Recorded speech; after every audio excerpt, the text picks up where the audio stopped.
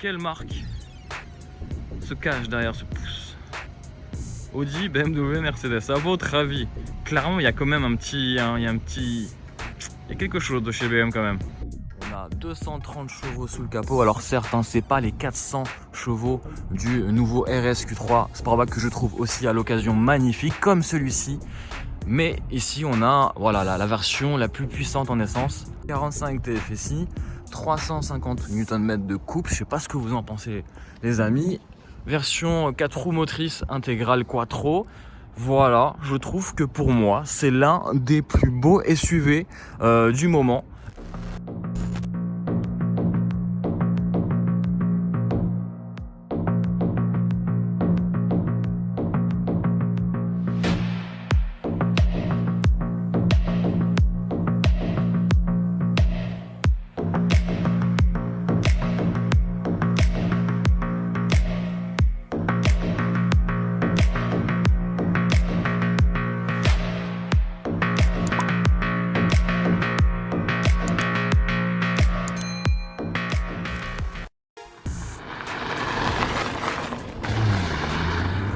Les amis, on fait une petite accélération.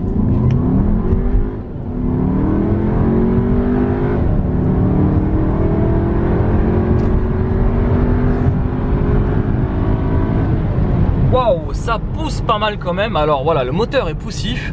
On atteint facilement les 7000 tours, donc la zone rouge pour vous dire. Donc ça c'est plutôt pas mal. On va se remettre en mode normal, mode efficience pour éviter de consommer un peu trop, parce que là j'ai déjà bouffé au moins 5 litres d'essence. Non, mais c'est juste pour vous dire que honnêtement les performances sont là. On atteint les 100 km/h en à peu près 6,3 secondes. On atteint une vitesse max de 233 km/h que je n'ai pas encore essayé, hein, que sur route allemande bien sûr. Donc oui, bien sûr, les relances, les performances sont là. Par contre, la sonorité du moteur 4 cylindres, bah, elle est quelconque, clairement. Non.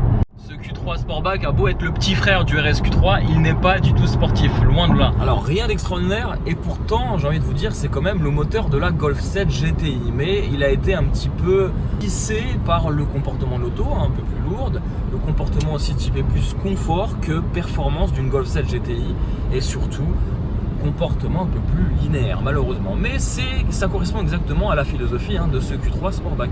Dites-moi vous en commentaire, juste en bas, ce que vous en pensez de cette configuration qui pour moi est la plus belle et celle qui met en valeur vraiment ce Q3. Moi je suis complètement séduit. Pourquoi? Parce que finalement il a ce côté latin qu'on aime bien, ce côté un petit peu où il y a des courbes, et ça c'est ce qui manquait un petit peu sur le Q3 classique, parce que le Q3 classique c'est les mêmes proportions mais avec un arrière un peu plus cubique. Et là franchement à gauche j'ai le Q3, c'est pas le Q3 Sportback, c'est le Q3 normal, et vous voyez quand même il y a quelques différences avec mon Q3 Sportback, et clairement je préfère moi ma version coupée plutôt que au classicisme du Q3 à l'ancienne. Un petit diffuseur à l'arrière pour le rendre un peu plus sportif. Fini, on n'a plus de sortie d'échappement ou de fausses sorties d'échappement. Voilà, on a compris que maintenant on est dans un air où ça ne sert à rien d'exposer un petit peu ses vocalises. D'ailleurs, en parlant de vocalises, il n'y a plus du tout de sonorité sur le 4 cylindres. C'est fini, il n'y a pas d'échappement sport ou quoi que ce soit. C'est un 45 TFSI, donc l'un des plus puissants en essence en dessous de la version RS Q3. Je sais pas si tu me suis, mais on va voir un petit peu ses vocalises, parce que c'est une version essence, et on va voir un petit peu si Audi a eu l'audace de travailler un petit peu l'échappement. Allez, c'est parti. Alors on va commencer par démarrer. Voilà, on va se mettre en mode tout de suite sport, mode dynamique, et on va un petit peu voir. Bon, en tout cas à l'intérieur c'est moyen.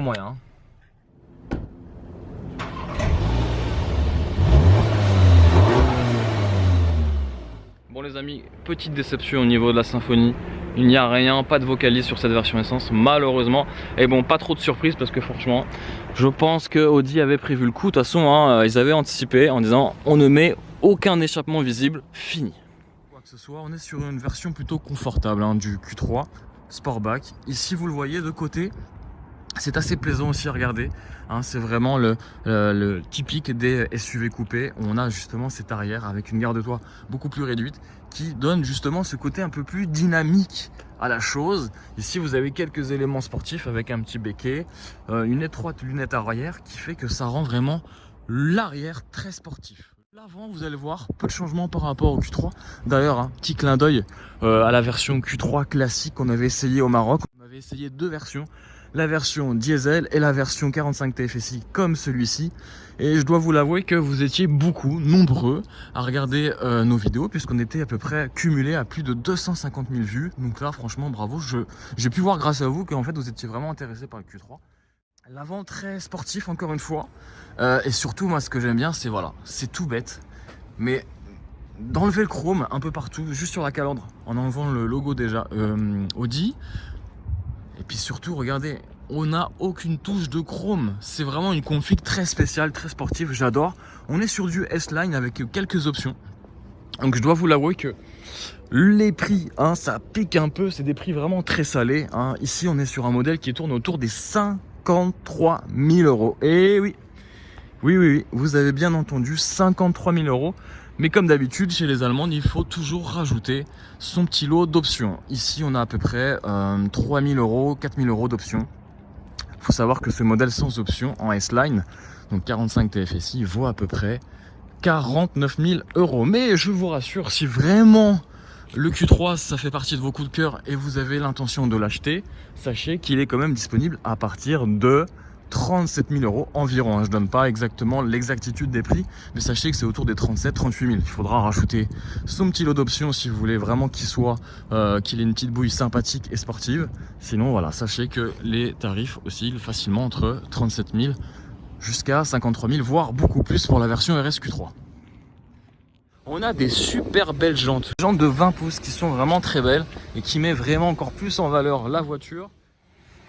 Alors sur l'avant, on a des feux Matrix LED, on a des fausses entrées d'air mais qui sont plutôt bien réussies. Alors la source d'inspiration pour moi clairement c'est BMW, hein. C'est le X6, hein. Quand vous le voyez de ce côté là, on va juste faire un exercice très simple. Alors on va prendre un peu plus de recul pour voir un petit peu cette couleur, cette teinte. Franchement elle est juste magnifique, un peu difficile à laver au lavage, je vous l'accorde, mais elle se nomme du coup argent rosé métallisé, donc c'est un coloris assez spécifique qui a la particularité finalement de présenter plusieurs teintes en fonction de la luminosité. Alors les amis, dites-moi un petit peu ce que vous préférez vous dans la catégorie justement des SUV compacts coupés. Vous avez le Mercedes GLA, vous n'avez pas le GLC, hein. Pour moi c'est vraiment le concurrent, c'est le GLA, coucou si vous me voyez.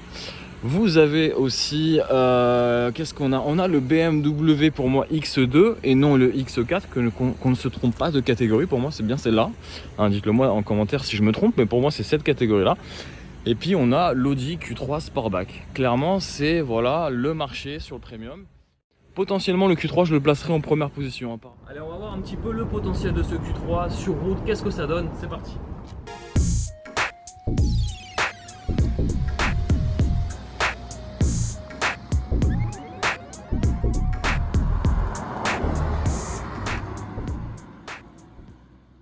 Les clés de ce Q3, elles sont toutes simples.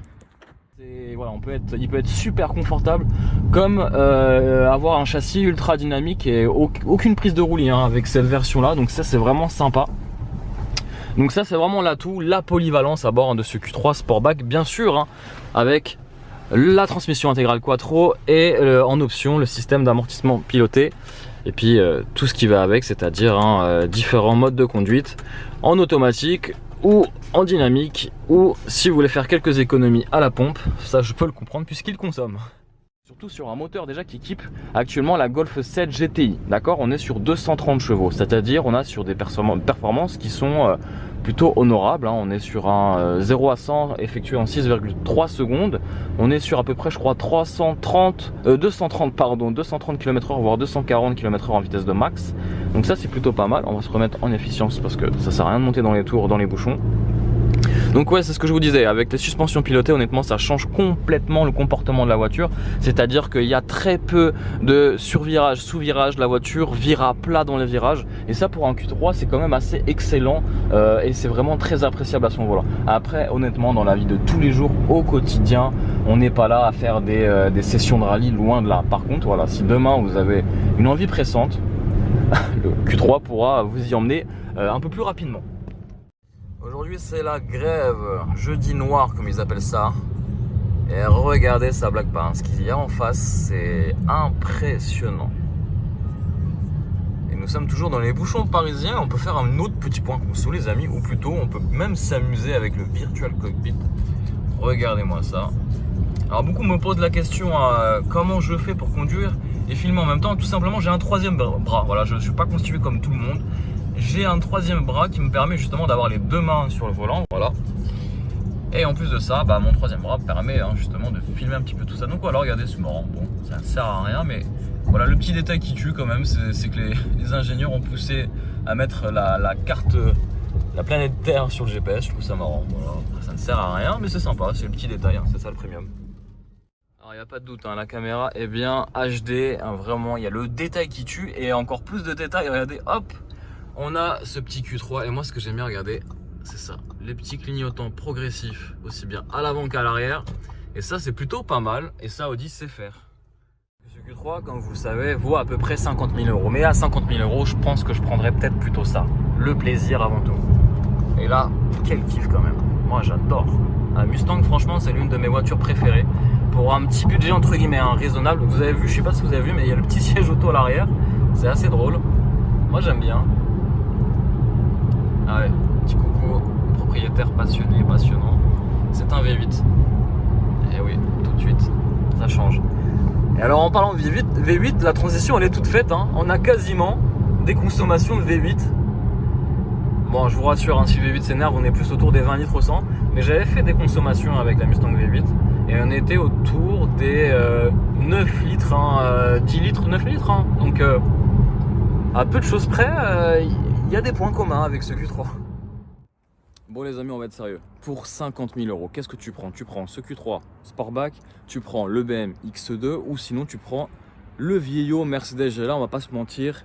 Les deux autres concurrents pour moi sont en dessous du Q3, avantage au Q3. Alors les amis, on a une petite boîte sympa, S-Tronic à, comme son nom l'indique, à 7 rapports et on peut se mettre en position sport sur la boîte auto et du coup ça permet des petites relances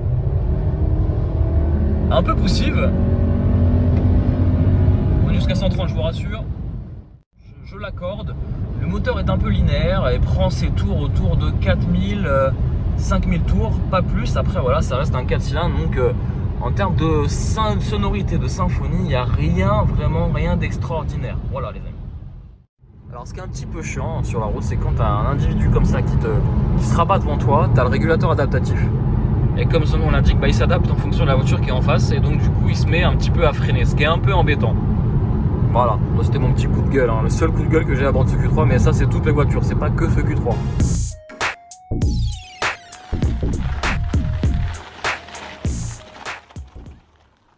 Alors au niveau du coffre les amis, hop, ouverture à ion électrique, très bien. On est sur le même volume de coffre que le Q3 classique, c'est-à-dire 530 litres de volume de chargement, donc c'est vraiment pas mal. En plus ici on a un seuil qui est protégé, chromé, et surtout faut pas oublier qu'on a aussi les banquettes coulissantes. Comme je vous le disais, on pouvait avancer aussi les banquettes sur 13 cm je crois, donc ça c'est pas mal en termes de modularité. C'est un peu comme à l'image d'un monospace et donc du coup ça permet soit d'avoir de la place à l'arrière ou dans le coffre. Alors les amis, ce qui va changer avec le Q3 classique, c'est ici la garde-toit qui est un peu plus basse. Pourquoi? Parce que c'est un coupé. Et un coupé, forcément, on doit affiner l'arrière. Honnêtement, ça reste simple. En plus, il est haut surpasse, c'est un SUV. Donc en termes d'accessibilité, un autre bon point. Et à l'avant, vous le voyez, j'ai encore assez d'espace. En plus, les sièges sont creusés. Bonne idée pour Audi, pour augmenter l'espace à l'intérieur.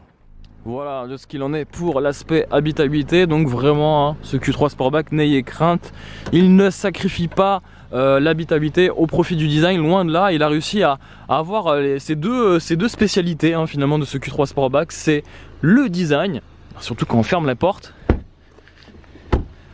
le design et le côté familial, même si ici la garde-toit est un peu plus basse, avec ce coupé, cet esprit coupé sur l'arrière qui lui va à ravir. C'est un petit peu dommage justement sur les consommations. Peut-être qu'Audi aurait peut-être pu faire justement le choix de mettre un moteur hybride sur cette version assez puissante. Parce que là c'est vrai que en termes d'autonomie je suis assez limité, 500 km d'autonomie pour un réservoir qui fait quand même 60 litres, c'est pas mal déjà. Donc bon, voilà, je le regrette un peu, mais peut-être que dans le futur, on pourra s'attendre à avoir des motorisations hybrides qui permettront justement de gommer et de baisser justement ces consommations. Allez, on va faire un petit tour à l'intérieur, je vais vous montrer. Bon, on est sur une finition S-Line, forcément, il se doit d'être marqué sur le seuil de porte, illuminé aussi de nuit s'il vous plaît.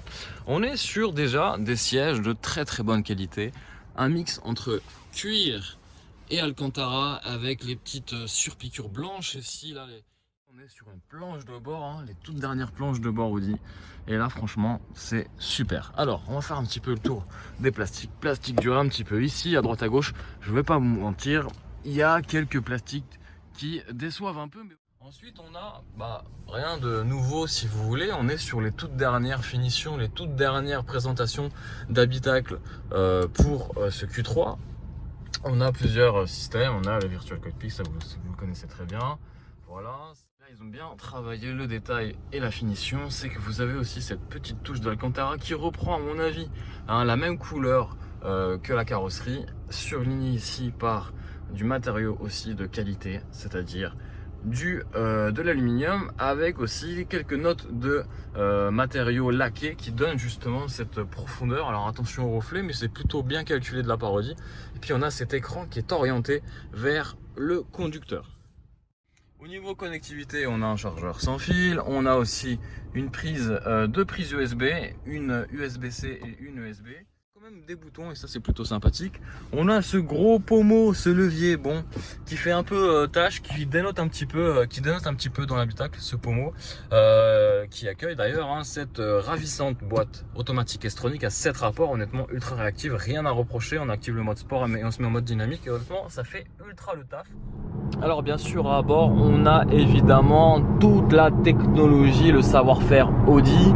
Pas de surprise, on a un écran ici tactile à dalle haptique je crois, on a le Virtual Cockpit, tout ça bien sûr ce sont des options qui viennent se rajouter, se greffer au prix initial qui fait forcément gonfler la facture. Ici on est à plus de 53 000 € les amis, oui ça fait cher, oui on est sur une version S-Line et oui il y a des options. Alors ce qui est plutôt pas mal aussi dans ce Q3 Sportback, je pense que c'est comme le Q3 normal, c'est que vous pouvez paramétrer un certain nombre de couleurs couleurs d'ambiance plutôt. Vous avez jusqu'à 30 possibilités. Alors ça ne sert en vrai à rien, il n'y a aucune utilité, mais par contre voilà, ça reste un petit gadget qui permet justement de mettre en couleur l'habitacle. Voilà les amis, j'espère que cet essai sur ce Q3 Sportback, donc en version coupée du Q3, vous a plu. J'espère que si c'est le cas, n'hésitez pas, le petit pouce comme d'habitude pour soutenir nos vidéos. Et surtout le commentaire, qu'est-ce que vous en pensez de ce Q3 Sportback? Est-ce que ça vaut le coup de mettre au moins plus de 40 000 € prix de départ, 37 000 pour être plus précis.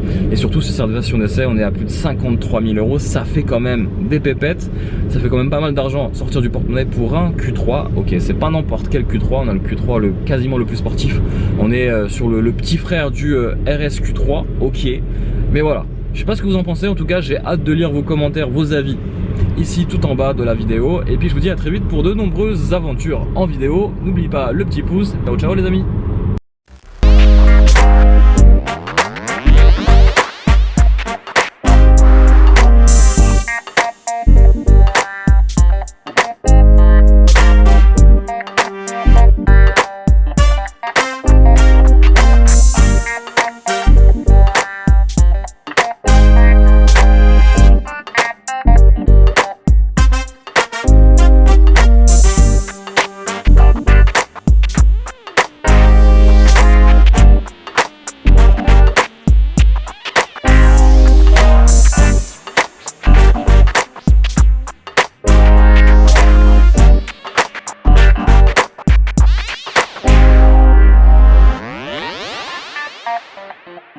Bye.